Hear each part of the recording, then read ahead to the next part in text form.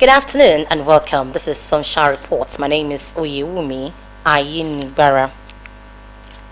Engineers have been urged to uphold professionalism, embrace emerging technologies, and play a key role in advancing Nigeria's infrastructure development.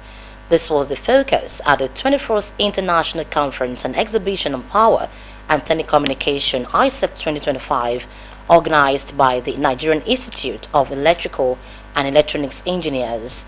The event held in Osogbo, the Osun State capital, drew captains of industry, regulators, and engineers from across the country. Blessing Obi reports. It was a convergence of engineers, policymakers, and key stakeholders at the 21st International Conference and Exhibition on Power and Telecommunication, organized by the Nigerian Institute of Electrical and Electronic Engineers (NIEEE), with the theme Digital Infrastructure and Innovation for Inclusive Economic Growth. The conference underscored the importance of harnessing modern technology and innovation to achieve sustainable development in Nigeria. In his welcome address, President of NIEEE, Felix Olu, said the theme was carefully chosen to address Nigerians' persistent infrastructural gaps and promote national growth through technology-driven solutions. Digital infrastructure and innovation for inclusive economic growth. A focus on the artery through which the blood of development flows in the present technological growth as the world passes through the fourth industrial revolution. It is a relevant topic to address Nigeria's situation, and there are many technical papers for discussion in this year's edition.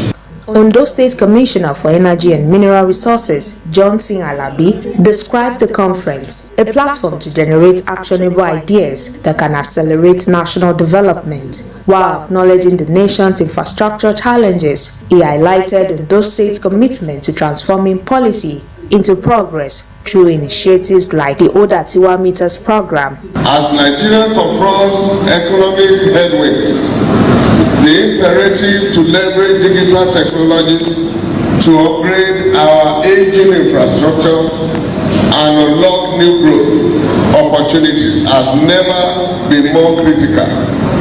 This conference therefore provides a unique opportunity to forge practical solutions that will shape our national development agenda. Participants emphasized the need for continuous professionalism, innovation, and collaboration among engineers to drive infrastructural transformation across critical sectors. We know that this profession is very close to the community. And most of the time we see so many defects in the assembly product. But I want this opportunity to use this seminar, this workshop, encourage all the members for them to brace up and ensure that whatever that is going out will be acceptable to. As technology and artificial intelligence continue to reshape industries globally, experts maintained that sustained investment in digital infrastructure remains crucial to positioning Nigeria for inclusive and sustainable economic growth. Blessing Obi, Osrc News. Nigeria loses a staggering $10 billion, approximately 3.5 trillion naira annually, to post-harvest losses. Up to 50% of total harvest is lost due to poor storage facilities, inadequate transportation, and inefficient handling practices. As a result, farmers struggle to make ends meet, millions go hungry, food insecurity deepens, and economic instability worsens. Osrc's Adewumi Taiwo reports. Agriculture remains the bedrock of Nigeria's economy, providing livelihoods for over 70% of the population and contributing about 25% to the nation's gross domestic product. Despite its critical role, the sector grapples with multiple challenges, including low productivity, poor infrastructure, inadequate technology, poor soil health, and limited access to extension services. Food processing and post-harvest losses are the wastage and deterioration that occur during the handling, storage, processing and distribution of farm produce from harvest to consumption. These losses may be physical or involve a decline in quality or nutritional value.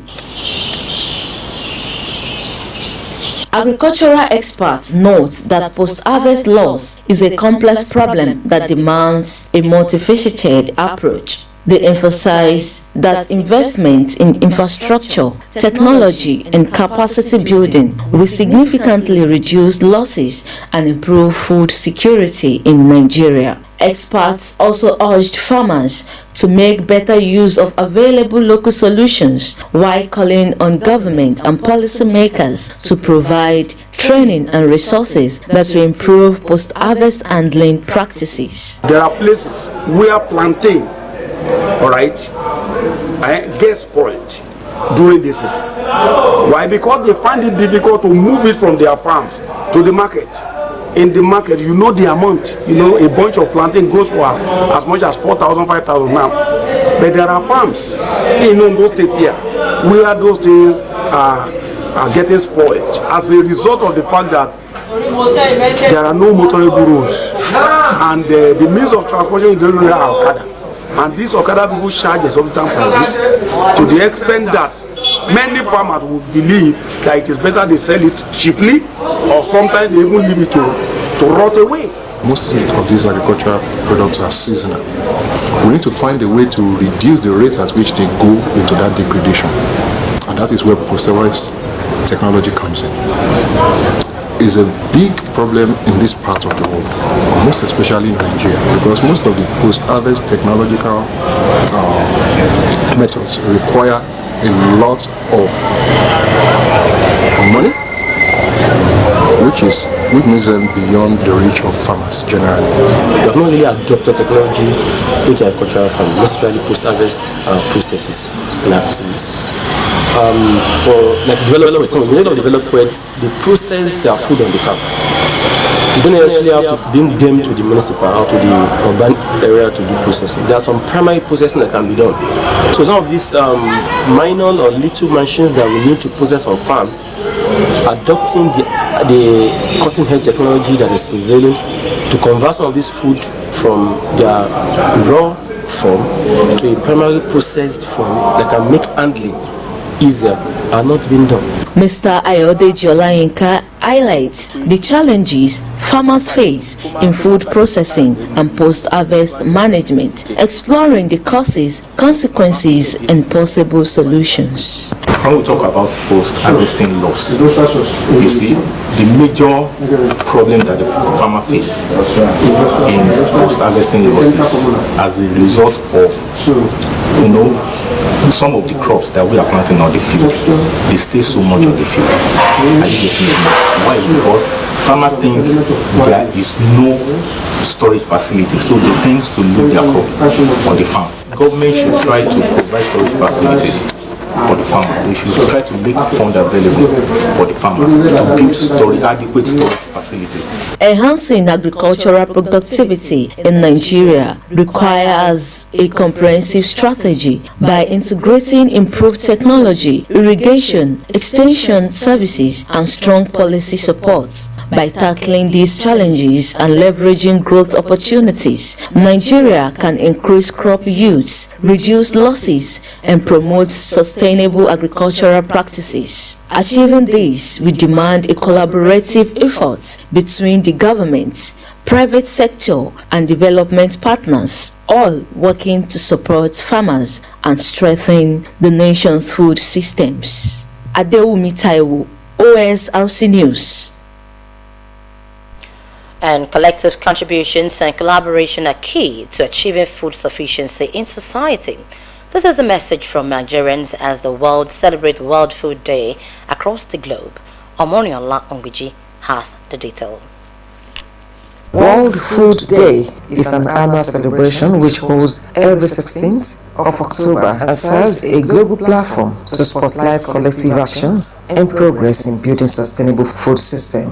This year's theme, Hand in Hand for Better Foods and a Better Future, underscores the importance of global collaboration among governments, organizations, sectors, and communities to build a peaceful, sustainable, and food-secure future. This aligns with the belief of many Nigerians who see collective efforts as a pathway to end food scarcity in the country. Vice Chairman, Women Wing of Ondo's State Agricultural Commodity Association Taye Afilaka stressed that intervention, mechanized farming, community support for land availability, private sector involvement, and improved security are vital for food sufficiency. We still want government intervention in the area of tractorizing our land.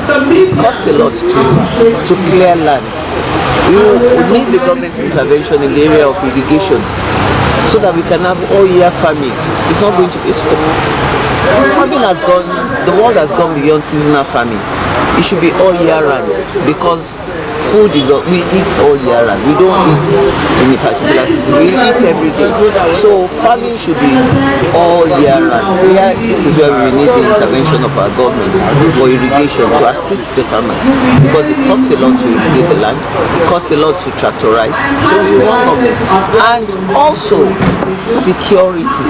Chairman Board of Trustees of Pastors for Farmers in Nigeria, Zacchaeus Adiboriota, was captured on his farmland, emphasized the need for everyone, regardless of profession or class, to engage in farming for a better food system and a better future. No farmer, no food for every human being in the world. And moreover, you can see that food is getting high price in everywhere in the world, which is not supposed to be so. Because all of us are rushing to the government, searching for government work, government work. Moreover, it's good to do the work of the government work. But they have to support themselves with small farm everywhere. In Nigeria, we are having the best land in the whole world. Best land, a land who have manure. You can see the bush everywhere is green.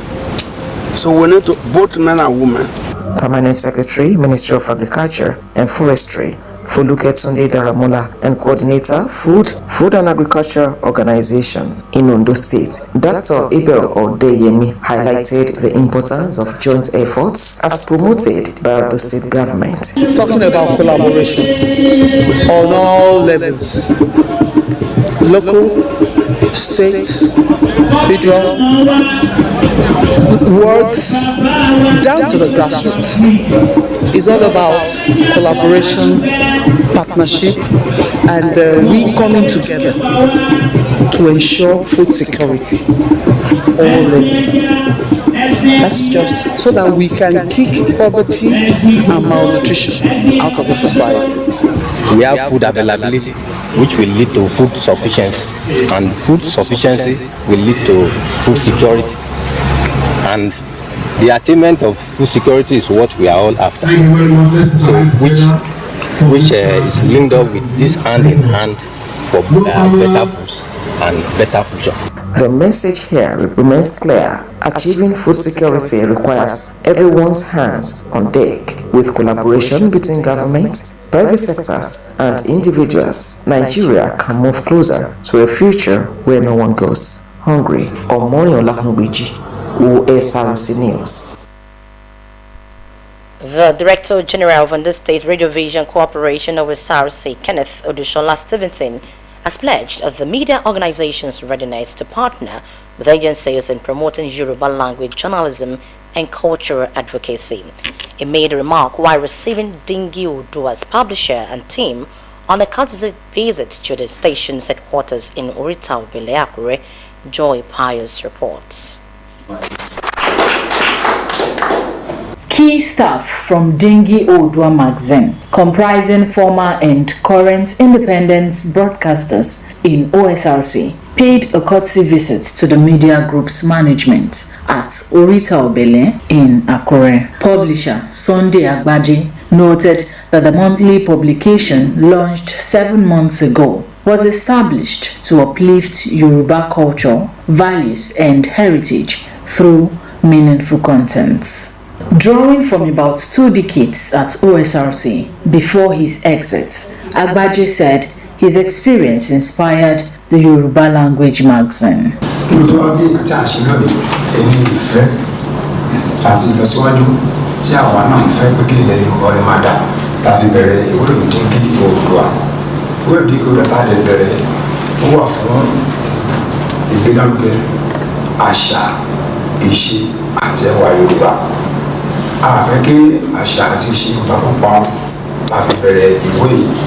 He called for collaboration on innovative ideas to elevate the station and sought support to boost the magazine's productivity.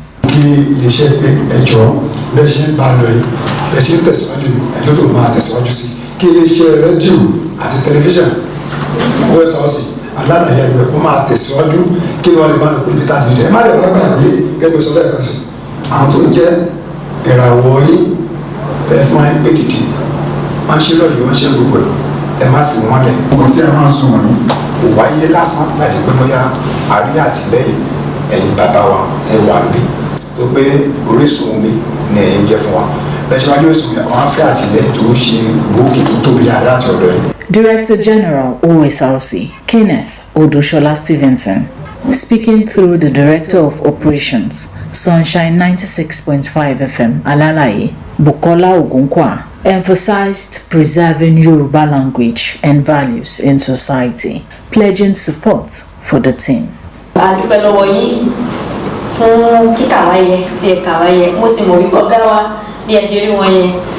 Ọlọ́run la máa ń pè ní wí bẹ́ẹ̀ ṣe bẹ́ẹ̀ ṣùgbọ́n tí àwọn náà bá ti sọ̀rọ̀ wọ́n máa ń dúró tì. Gbogbo nǹkan tí ẹ sọ àti gbogbo eléyìí náà tí àmọ̀ràn tí ẹ gbà wá gbogbo ẹ̀ náà látún padà lọ sílé táwọn gbé yẹ̀wò táyé rẹ̀ wò sọ́tún sósì ẹsẹ̀ ìlú náà wípé gbogbo ẹ̀ náà yóò já sọ́pẹ́. Giving the culture and values of Yoruba people its pride of place, providing a platform for community engagement and supporting cultural identity is key towards uplifting the Yoruba heritage. Joy Pius, OSRC News.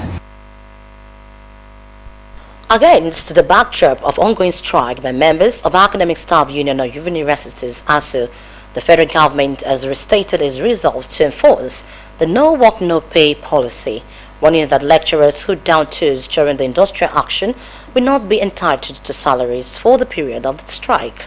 This position underscores government determination to curb what it describes incessant disruption in the nation's university system.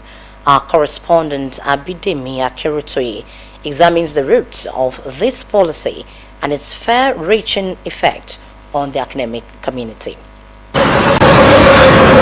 The recurring conflict between Academic Staff Union of Universities and the federal government has once again taken center stage over a long-standing tug of war over better funding, welfare and autonomy in Nigeria's tertiary institutions. The no work, no pay policy, now a flag point of contention, traces its origin to Section 43(1)(a) of Nigerian Labour Act, which stipulates that workers who do not render services during a strike are not entitled to wages. Originally designed to discourage frequent industrial actions in essential sectors, the policy was first applied to university lecturers during the 1993 ASU strike under the military regime of General Sani Abacha. Since then, successive administrations have repeatedly invoked the clause, most notably in 2013, 2020 and 2022, each time sparking outrage amongst union leaders and academics. While government insists it is enforcing an existing law to maintain discipline and productivity, ASU argues that the policy is a form of economic coercion that undermines genuine dialogue and collective bargaining rights. The effects have been far-reaching and prolonged strikes, unpaid salaries, strained relationships relationships between the government and the academic workforce, and massive disruptions in students' academic calendar. They are fighting for their rights.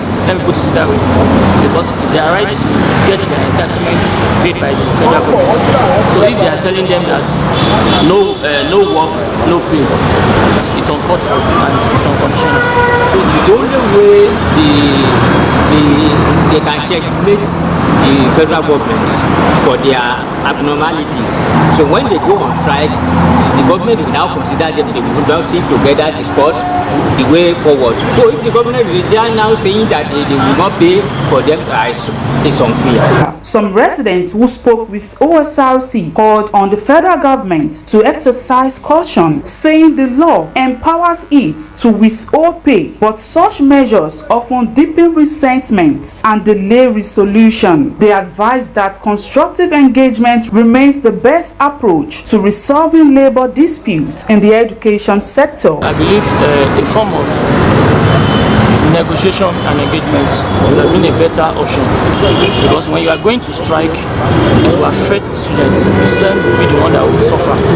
So I don't believe strike should be an option, though it's part of the option, but it shouldn't be number one option as far as I'm concerned. Talking about the rate of unemployment in town now is discouraging. Then coupled with the delay of time for those that are even interested in pursuing their dream through education.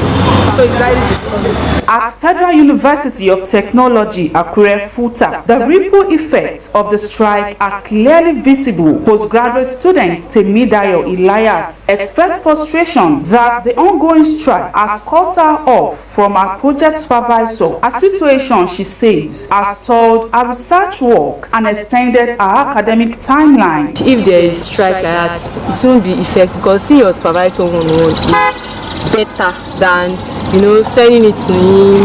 It won't be as easy, but when you see that we are asking for a particular purpose, and it will hasten your work faster.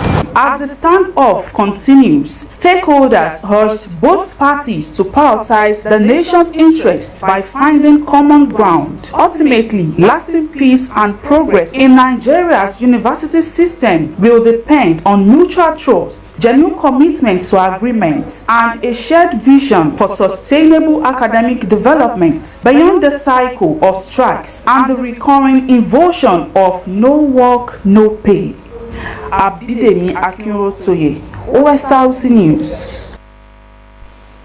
Ondo State Governor Lucky Aiyedatiwa has commiserated with the Akikugbe family over the passing of their patriarch and matriarch Oludolapo Akikugbe and Jeanette Akikugbe, describing them as extraordinary figures whose lives made remarkable impact in education, medicine, and humanity.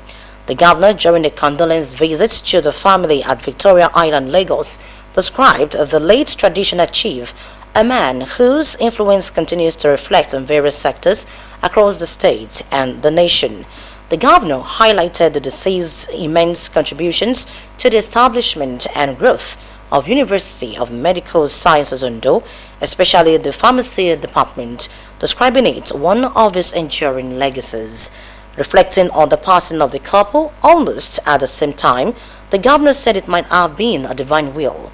Governor Aiyedatiwa described the loss as both painful and reflective, urging the family to take solace in the good and impactful lives their parents lived. Speaking on behalf of the family, the son of the deceased, Mr. Yinka Akikugbe, appreciated the governor for finding time to visit despite his tight schedule.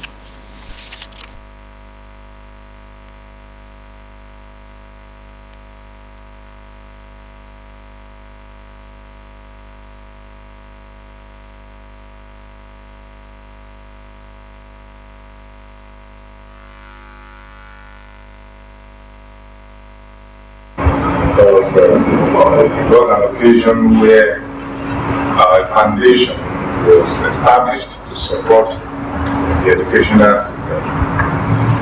Not just educational system, but the area of giving life, supporting the area of health and education that the University Teaching Hospital, or rather, University of Medical Sciences, Ondo, in fact, a department, pharmacy department, was also set up by him, and he gave good money to support the institution. That is a great legacy. As long as that institution is in existence, that will remain one of the legacies that Baba name will be remembered, apart from all the things he has done to all those that wide as problems at the same time. Maybe just to make the prayer easier for the children, so that you won't be doing multiple prayer events. And I know this will be brought together for ease of having family together. Everybody will come together. It's a celebration of life. We're not going to cry, we're not going to mourn, but I know that on that day, by the time the body will be lower to Mother Earth, if you are there, tears will come. And after that, you sit dancing by the time Sonia is playing. So I wonder why it's always like that. That is just it. We are human. The loss will always get to us. Not that we are being grieved because of any other thing. The loss, the departure. And I know that he has departed way beyond where he find bliss in the sum of the Lord.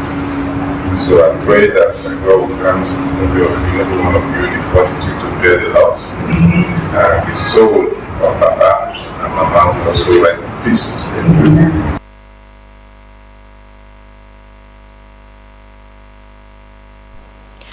The governor of Ondo State, Lucky Aidat, was speaking there at the condolence visit to the Akikube families.